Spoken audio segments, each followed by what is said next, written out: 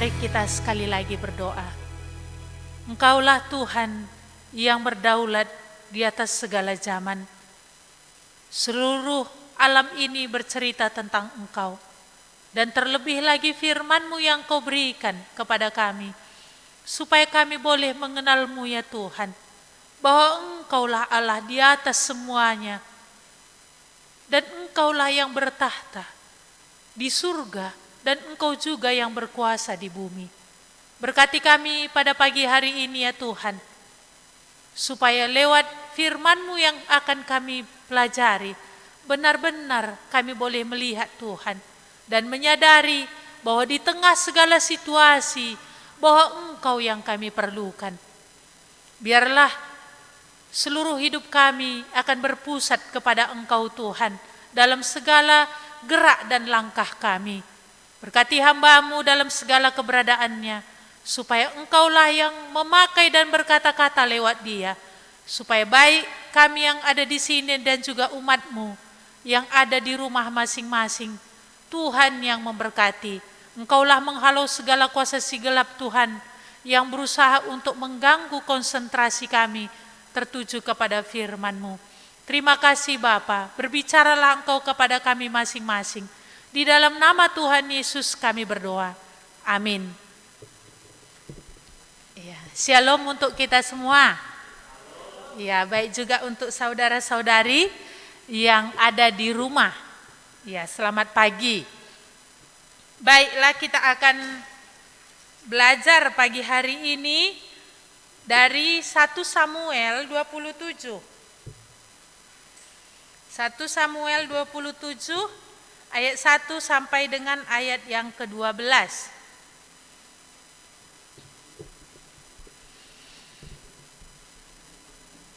1 Samuel 7 ayat 1 sampai 12. Saya akan membacakannya untuk kita semua. Tetapi Daud berpikir dalam hatinya, bagaimanapun juga pada suatu hari aku akan binasa oleh tangan Daud. Jadi tidak ada yang lebih baik bagiku selain meluputkan diri dengan segera ke negeri orang Filistin. Maka tidak ada harapan bagi Saul untuk mencari aku lagi di seluruh daerah Israel, dan aku akan terluput dari tangannya.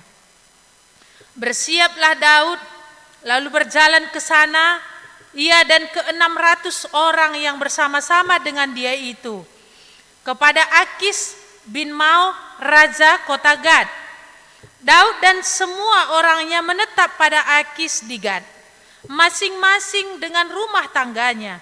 Daud dengan kedua istrinya, yakni Ahoniam perempuan Yisrael dan Abigail bekas istri Nabal perempuan Karmel. Setelah diberitahukan kepada Saul bahwa Daud telah melarikan diri ke Gad, ia tidak lagi mencarinya. Berkatalah Daud kepada Akis, jika sekiranya aku mendapat belas kasihan-Mu, biarlah diberikan kepadaku tempat di salah satu kota di tanah datar, supaya aku tinggal di sana. Mengapa hamba-Mu ini tinggal padamu di kota kerajaan ini? Maka pada hari itu Akis memberikan Jiklak kepadanya.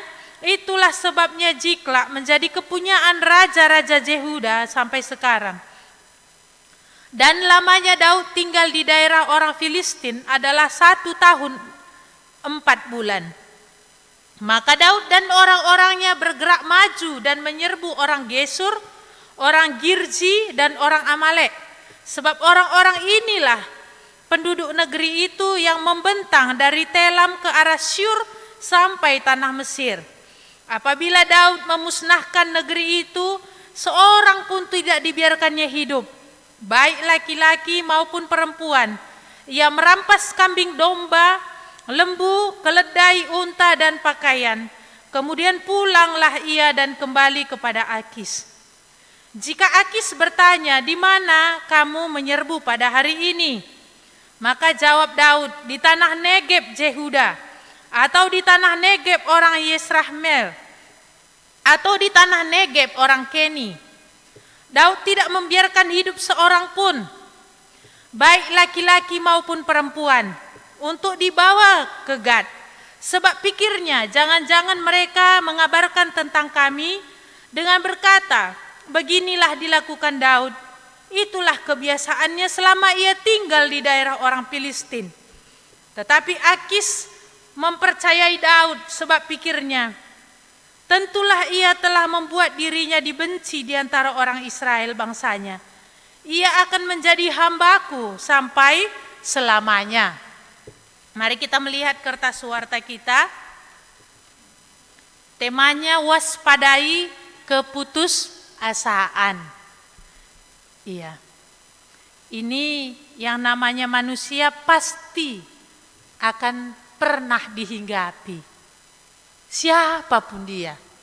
Mulai dari muda atau tua, kalangan rendah atau orang-orang yang punya kedudukan, tentu keputusasaan ini pernah datang.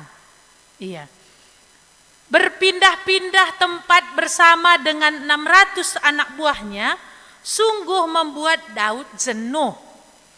Di bawah tekanan bayang-bayang Raja Saul yang terus menghantuinya, maka langkah pintas pun ditempuhnya di tengah keputusasaannya.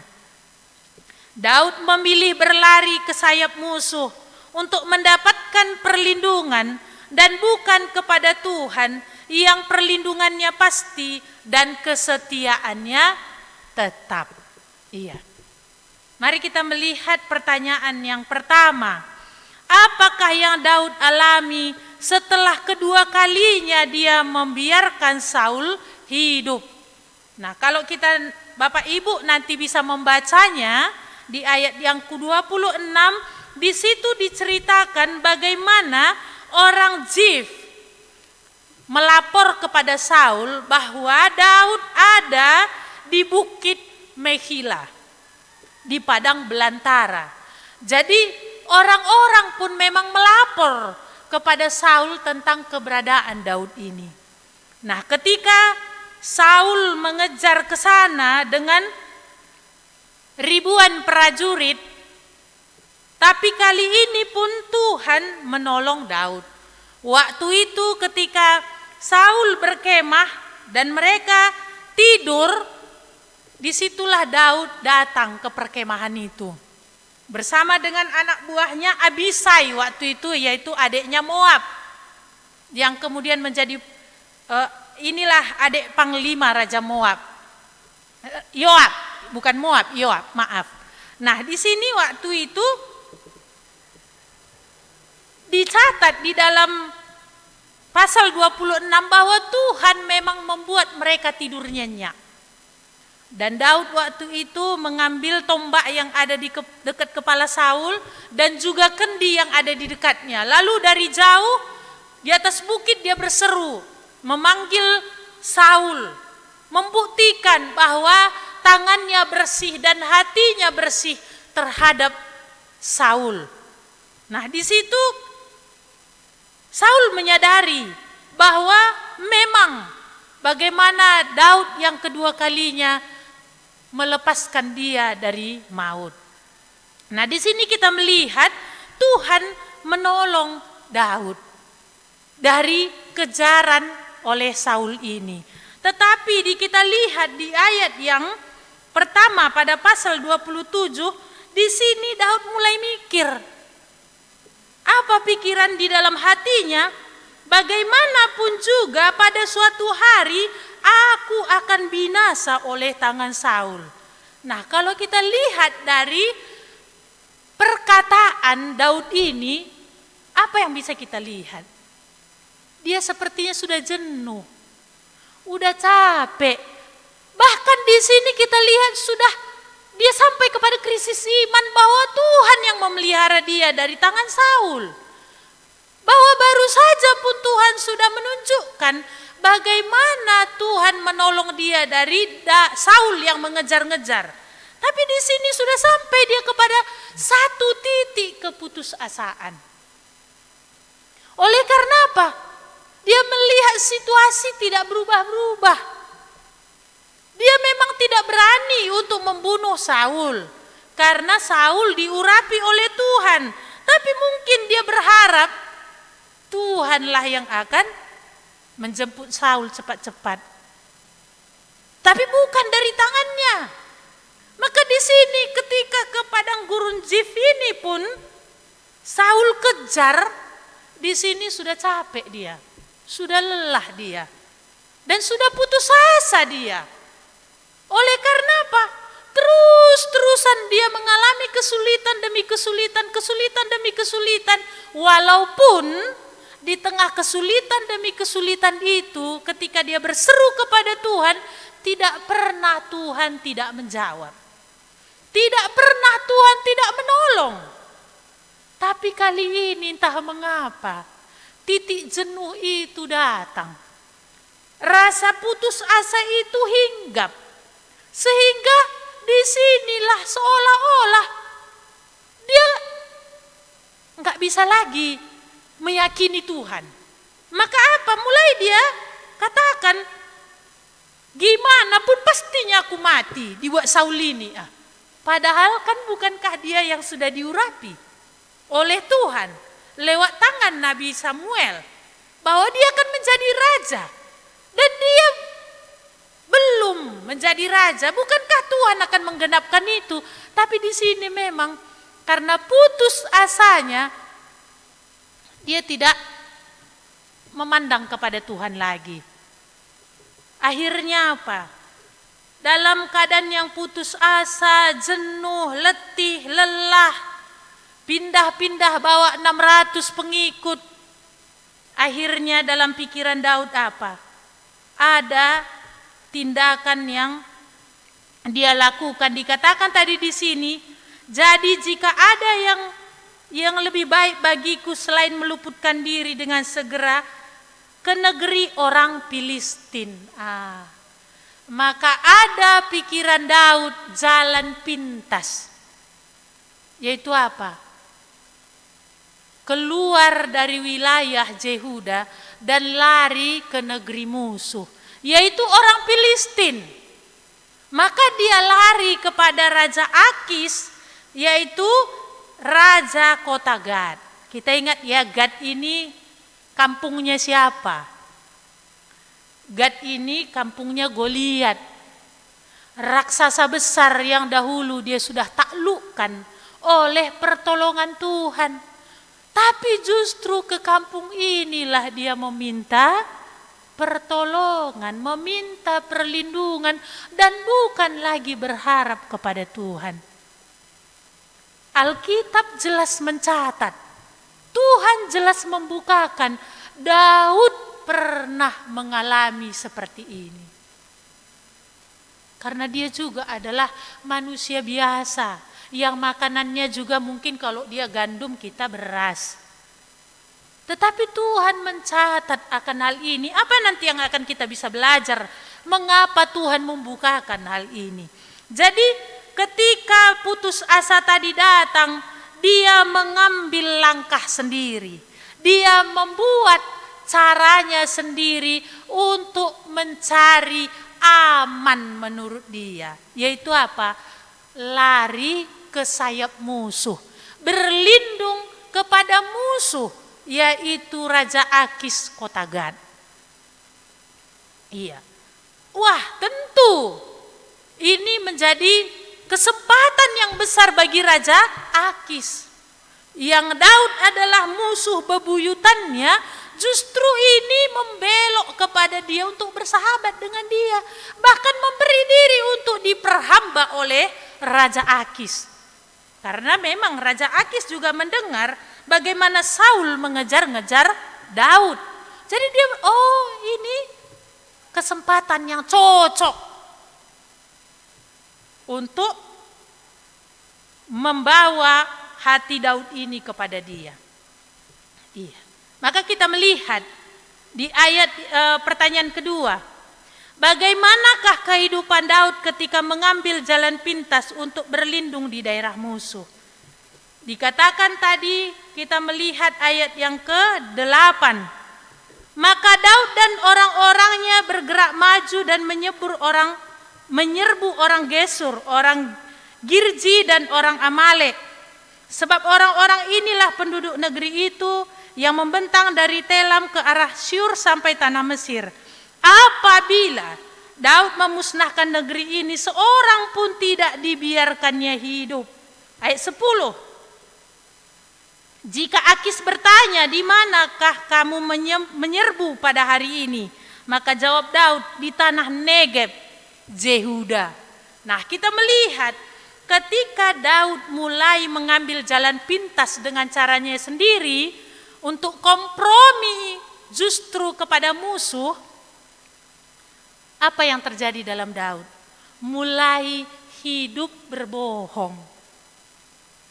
Mulai bohong. Untuk supaya aman, untuk mengambil hati Raja Akis. Ketika Akis tanya, kau dari mana? Memang dia perang. Kau dari mana? Oh, dari Negeb, tanah Yehuda. Padahal yang dia perangi Gesur, Girji dan juga Amalek.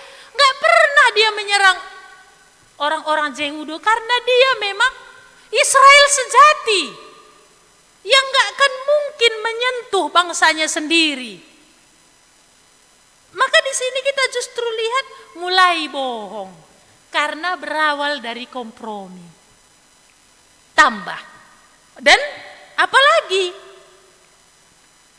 mulai menutupi dengan kelicikannya, mulai licik. Ketika dia perang ke satu wilayah, tidak dibiarkannya satu orang pun hidup, supaya jangan ada nanti yang melapor sama Raja Akis bahwa Daud tadi menyerang di wilayah ini, supaya tidak ada yang memberitahu sepak terjangnya Daud ini. Jadi udah mulai licik, menutup-nutupi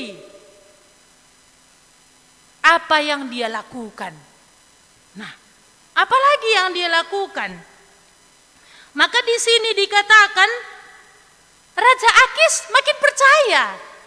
Berarti apa? Hidup dalam kemunafikan, mulai munafik, gak lagi jujur. Kalau bohong kan tentunya gak jujur ya. Maka udah mulai hidup munafik. Dia bagaimana bertindak untuk mengambil hati Raja Akis ini. Maka di depan Raja Akis dia manis ngomong. Tapi tindakannya di luar sebenarnya berbeda juga. Ini seperti berpijak kakinya pada dua sisi. Maka capek. Maka kita lihat selama 1 tahun 4 bulan ini tidak ada di situ pernyataan seruan kepada Tuhan, gak ada. Tapi semua sudah caranya dan semua di situ mulai satu persatu dosa tadi dia lakukan. Iya. Tuhan mencatat akan hal ini. Iya, maka kita lihat lagi pasal 28 ayat 1 dan 2 saya baca. Pada waktu itu orang Filistin mengerahkan tentaranya untuk berperang melawan orang Israel. Lalu berkatalah Akis kepada Daud, ketahuilah baik-baik bahwa engkau beserta orang-orangmu harus maju berperang bersama-sama dengan aku dalam tentara. Jawab Daud kepada Akis, baik, engkau akan tahu apa yang dapat diperbuat hambamu ini. Lalu Akis berkata kepada Daud, sebab itu aku mengangkat engkau menjadi pengawalku sendiri sampai selamanya.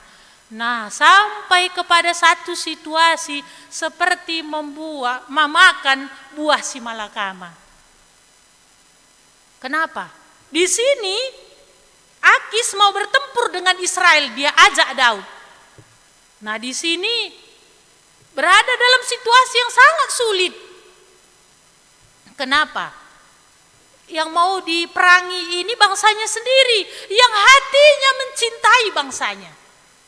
Tetapi karena dia sudah kompromi dengan berlindung di bawah perlindungan Akis, dia harus cari hati Akis ini.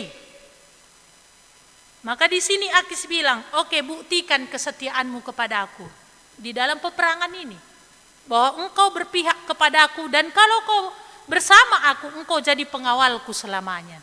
Artinya di sini kulihat bagaimana ketulusanmu kepada aku, kira-kira seperti itu.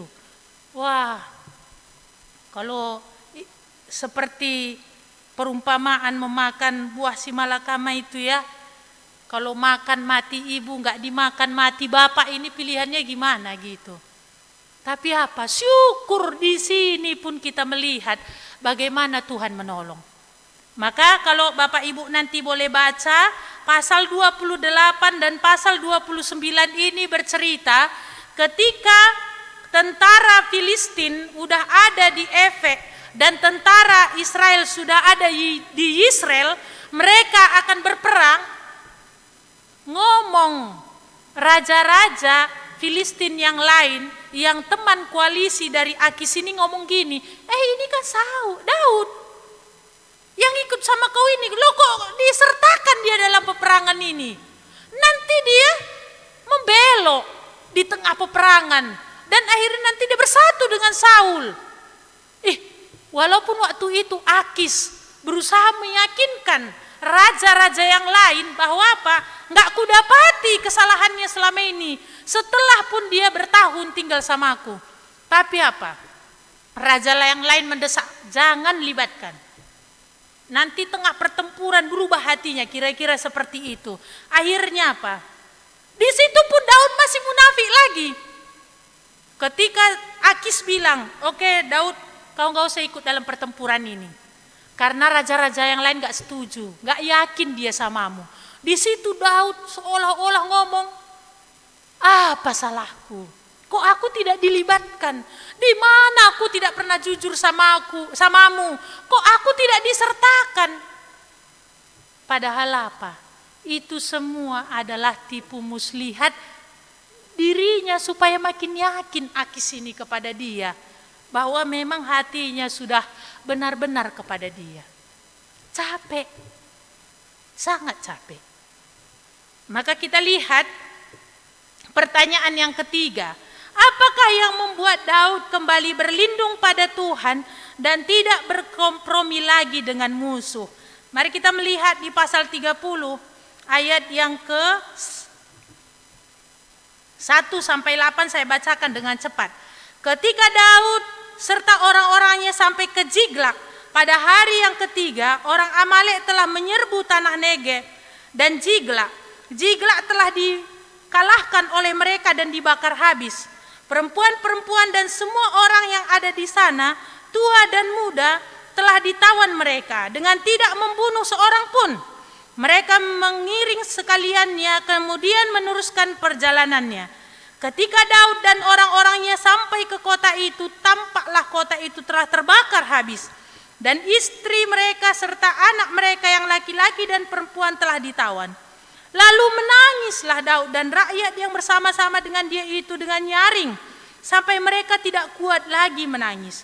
Juga kedua istri Daud ditawan, yakni Ahoniam perempuan Yisrael dan Abigail bekas istri Nadab orang Karmel itu.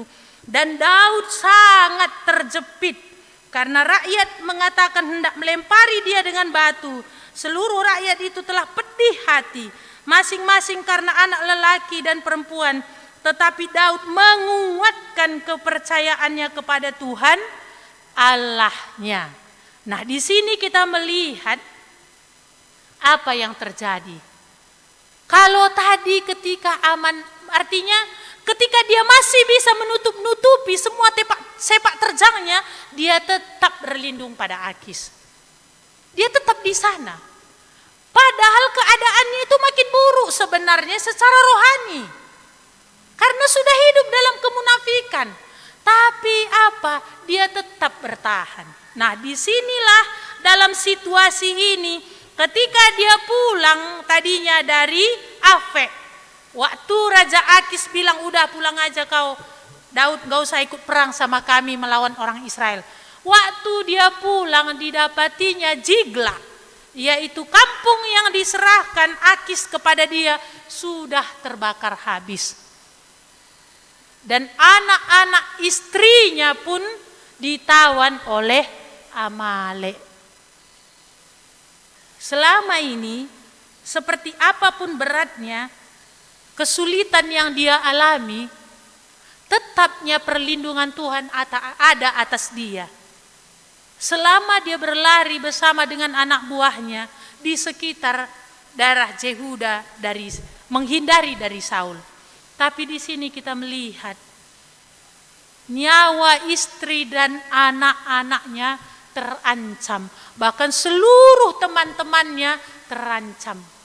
Di sini sangat terjepit. Teman-temannya pun gak tahu lagi mau buat apa. Kalau udah seperti ini akhirnya apa? Cari kambing hitam kan? Siapa yang pertama disalahkan? Pimpinan.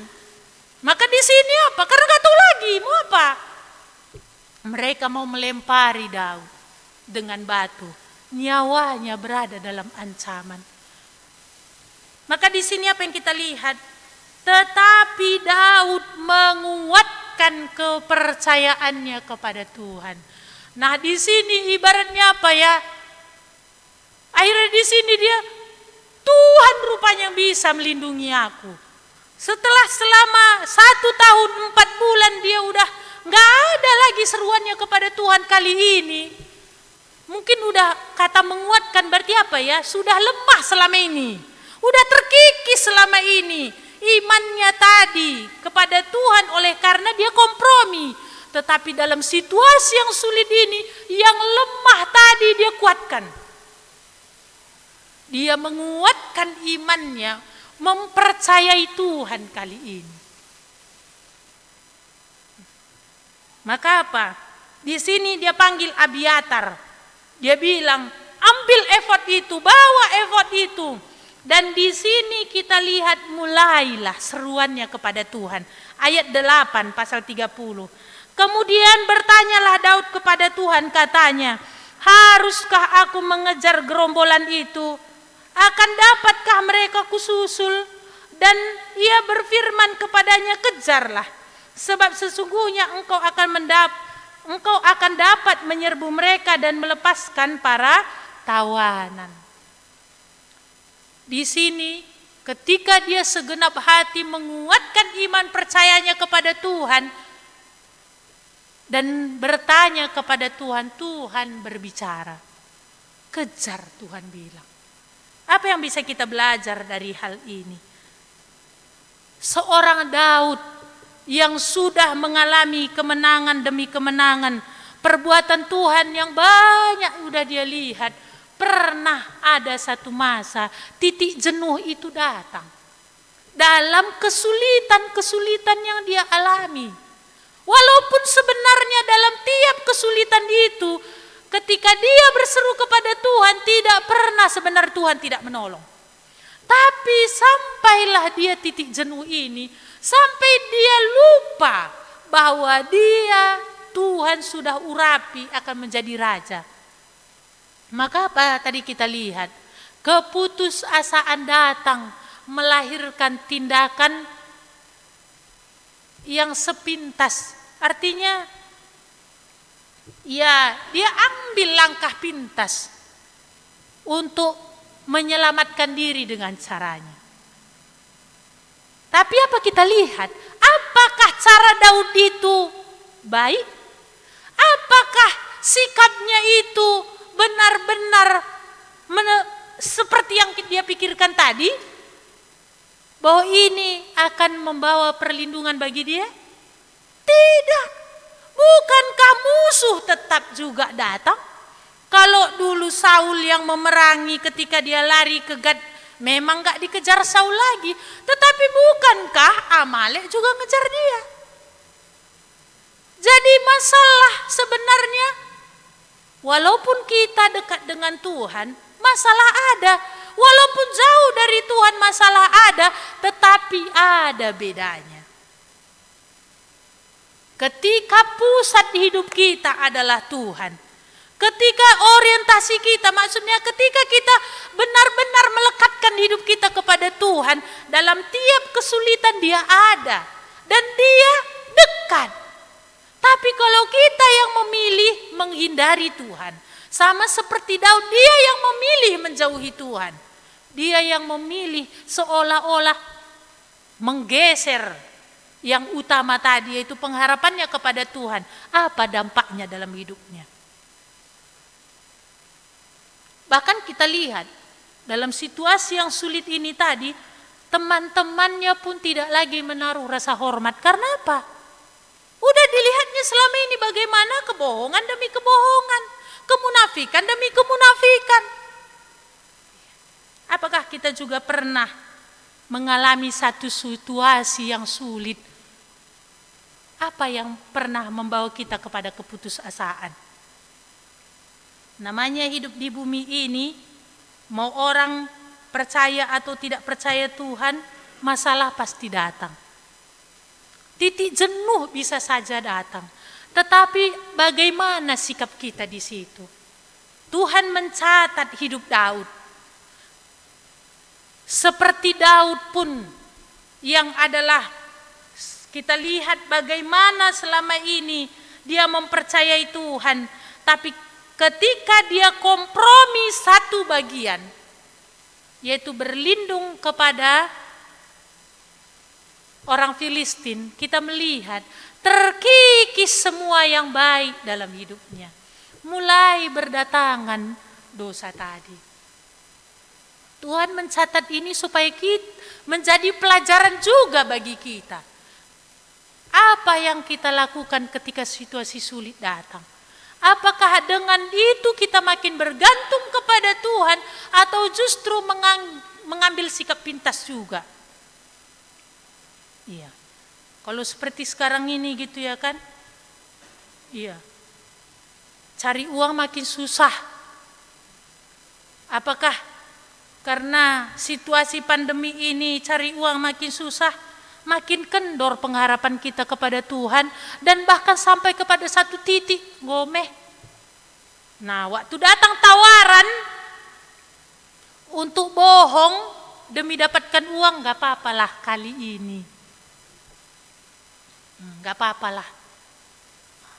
Atau karena sudah jenuh dengan kesulitan-kesulitan hidup, akhirnya kompromi dengan apa?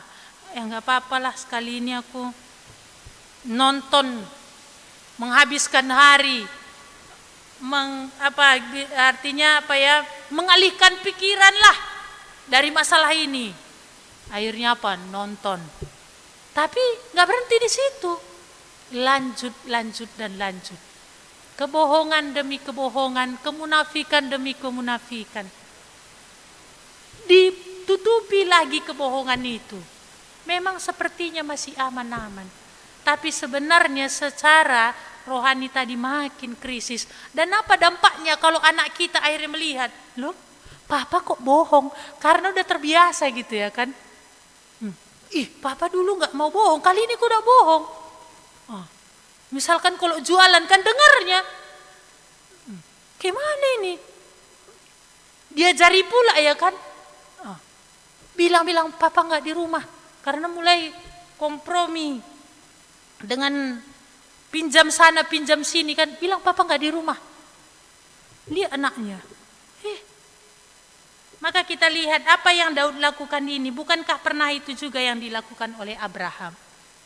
Ketika Tuhan menyuruh dia untuk tinggal di Kanaan, dia memilih pergi ke Mesir karena situasi sulit di tanah Kanaan. Apa hasilnya? Dengan dia pergi ke Mesir, dia berbohong juga kepada Firaun.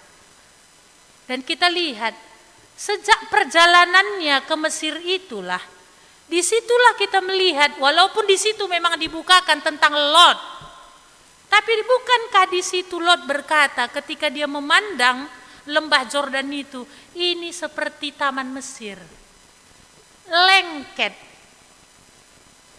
Perjalanan Abraham ke Mesir itu membekas dalam hati Lot. Maka ketika memilih itu, dia memilih berdasarkan nilai-nilai Mesir. Bukan berdasarkan secara rohani apa yang Tuhan mau, enggak. Apa yang nilai dunia ini. Maka ini juga enggak dampaknya hanya bagi Abraham, tapi bagi siapa yang datang. Dan bukankah sejak itulah Hagar ikut? Apakah dia salah satu adalah hamba yang diberikan oleh Firaun. Karena waktu itu kan Firaun akhirnya kasih hamba-hamba kepada Abraham. Karena Hagar adalah perempuan Mesir. Apakah di sini? Jadi kita melihat kompromi untuk satu hal. Dengan dunia ini tetapnya ada dampaknya. Bukan hanya bagi kita secara pribadi, tapi bagi orang sekeliling kita pun itu akan terasa. Maka Tuhan mengatakan hal ini tadi supaya kita belajar. Dan akhirnya gini, Daud aja pernah gitu ya kan. Ya apalagi aku, gak apa-apa lah. Tapi lihat akibatnya tadi.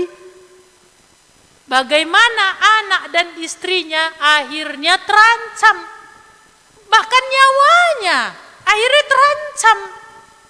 Dan kita lihat sebenarnya selama 1 tahun 4 bulan ini tidak ada Mazmur Daud yang lahir di dalam perjalanan yang ini. Padahal Daud adalah terkenal dengan Mazmur-Mazmurnya dan memberkati banyak orang. Di sini nggak ada lahir Mazmurnya. Kenapa? Nggak ada nyanyian lagi.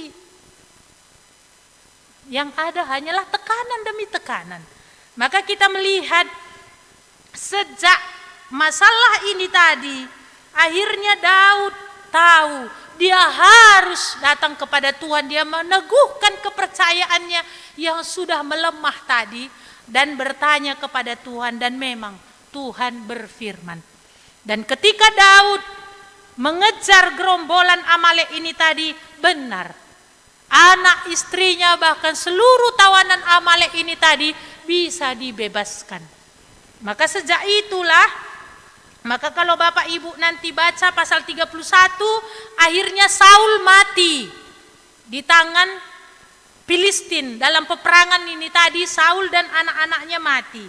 Maka kita lihat pasal 2 Samuel 2 ayat 1.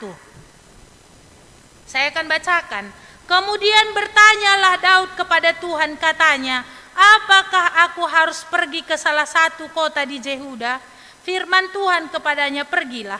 Lalu kata Daud, kemana aku pergi? Firmannya, ke Hebron. Sejak ini kembali lagi dia tanya lagi Tuhan dalam tindakan-tindakannya kemudian. Ibaratnya apa? Jerah. Ini menjadi pelajaran yang besar sama dia. Ketika dia mengambil langkah tanpa tanya Tuhan, memasukkan dia kepada kesulitan demi kesulitan tanpa ada pertolongan. Tapi ketika masalah yang berat ini tadi, sejak itulah dia mulai tanya Tuhan. Maka ketika Saul setelah Saul mati, dia masih di Ziklag. Dia tanya, Tuhan, ke Israel kah aku? Iya. Daerah mana Tuhan? Jadi makin hal kecil pun dia tanya, ke daerah Hebron. Maka sejak inilah akhirnya Daud menjadi raja mulai di wilayah Hebron. Apa yang kita bisa belajar dari apa yang Tuhan catat ini? Betapa perlunya kita waspada ketika keputusasaan datang.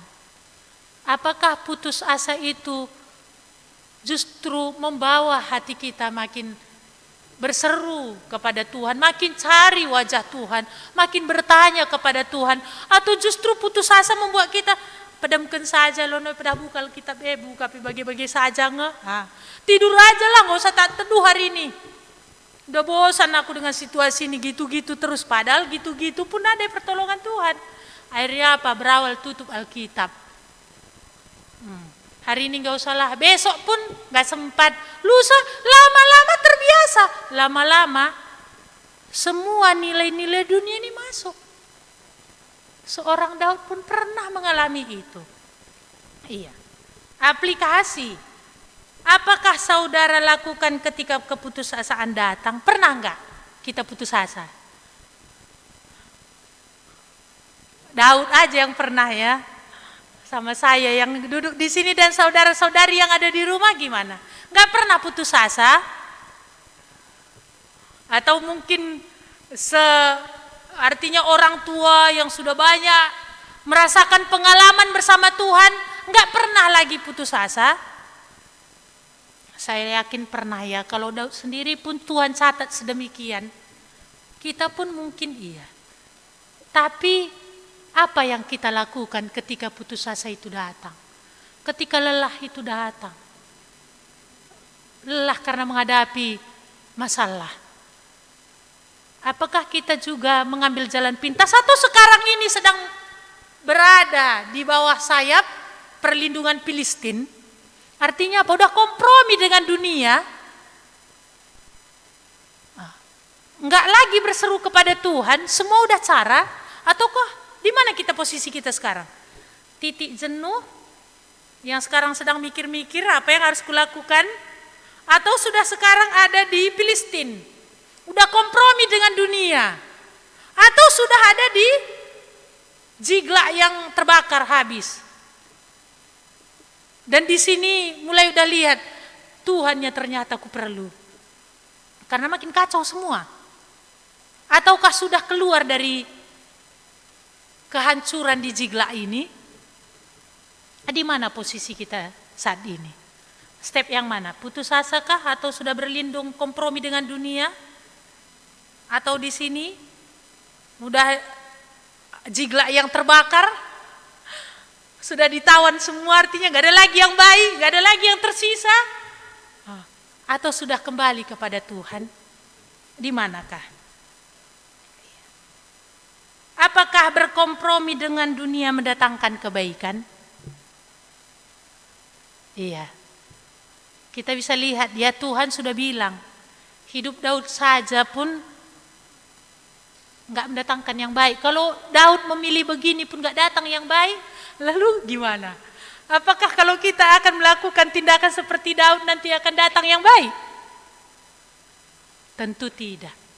Maka Tuhan catat adalah untuk kita belajar. Bukan untuk mengulangi kesalahan. Tapi kalaupun sedang berada dalam yang salah itu, apa yang Daud tadi lakukan? Dia menguatkan kepercayaannya kepada Tuhan. Kalau sudah ada iman yang lemah, apa? Biarlah kita juga bersikap seperti Daud, menguatkan kepercayaan kita untuk datang kepada Tuhan. Jangan lagi cara demi cara demi cara. Mari kita melihat ayat hafalan di bawah ini.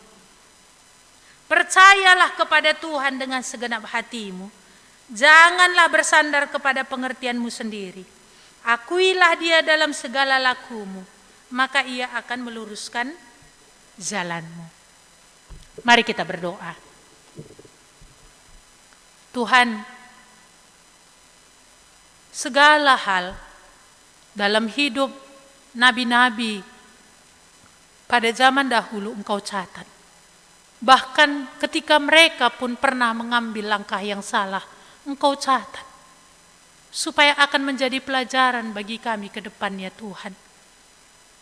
Bahwa tidak pernah menjadi jalan keluar ketika anak-anak-Mu di dalam kesulitan justru memilih kompromi dengan dunia ini. Justru iman yang ada tadi pun makin terkikis dan makin terkikis. Sehingga tidak ada nyanyian. Bahkan yang datang makin hancur dan semakin porak-poranda. Tuhan, biarlah kami belajar dari hidup hamba-Mu Daud ini. Berbicaralah kepada kami masing-masing Tuhan. Di manakah kami saat ini? Apakah di titik keputusasaan? Biarlah dalam hal itu kami tidak memilih untuk kompromi dengan dunia, tapi tetap memilih untuk berlindung kepada Engkau ya Tuhan. Ataukah kami sudah ada anak-anak-Mu ini yang berlindung kepada dunia ini, kompromi dengan dunia ini. Dan dengan segala kecerdikan berusaha mengatasinya, menyembunyikan dari orang-orang terdekat. Tuhan, berbicaralah. Dan biarlah ya Tuhan, keluar kami dari sana jikalau ada yang sedemikian. Karena berlama-lama makin hancurnya yang akan datang. Tuhan, tolonglah kami. Biarlah kami, mata kami benar-benar terbuka lewat apa yang Tuhan katakan hari ini. Bahwa tidak adanya perlindungan yang aman selain berlari kepada Engkau terus-menerus ya Tuhan. Terima kasih Bapa. Roh-Mu yang kuduslah meneruskannya kepada kami, pribadi lepas pribadi. Di dalam nama Tuhan Yesus kami berdoa. Amin.